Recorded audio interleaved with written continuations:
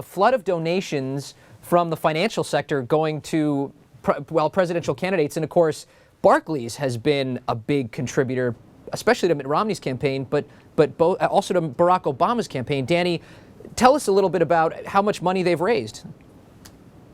Hey, thanks for having me. Employees of Barclays have given at least somewhere around $230,000, $250,000 directly to Mitt Romney's presidential campaign. And of course, there's another report coming out tomorrow. But what our story focused on is two top fundraisers for each campaign. One of the biggest bumblers, or people who raise money from other people for Mitt Romney's campaign, is Patrick Durkin, the head of government affairs for Barclays. He'll be actually briefing lawmakers on Capitol Hill next week about Barclays' response and settlement over the LIBOR scandal. And meantime, as we mentioned, Barack Obama, one of his earliest financial backers, is a man named Mark Gilbert. He's an investment representative for Barclays Wealth, the private banking arm of the firm. Okay, now, of course, just to remind viewers at home, Barclays, we're talking about the scandal-tainted bank with the LIBOR scandal. And is there really going to be any fallout from these donations for either campaign, considering both have taken the money? I mean, that's a very good question. And, campaigns every year are liable to getting dragged into completely unrelated scandals.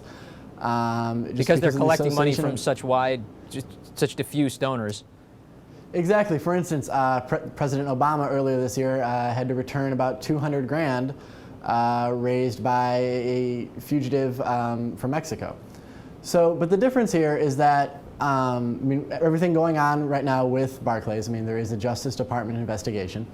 And the fact that, for instance, Mr. Durkin, he sits on Mr. Romney's, tax and budget advisory panel. He is co-hosting a fundraiser for the former governor out in London next week. Robert Diamond, who has since resigned from Barclays, he originally was also a co-host on that event, but has since dropped off after he resigned from the company. Okay, let's talk a little bit about the different, for the financial industry as a whole, the different fundraising profile for the campaigns in the 2012 election cycle versus the 2008 cycle. Of course, back in 2008, we have on screen here for viewers, Barack Obama did quite well with the financial services industry, better than John McCain. This election cycle, well, Mitt Romney is doing much better, of course. Exactly, and this has been one of the stories of the election, is that this is an industry where a lot of its members say they feel betrayed by the president, or they feel like he's demonizing them. And as you can see, as the money shows, they have decided to support Mitt Romney, which is certainly a boon for the governor.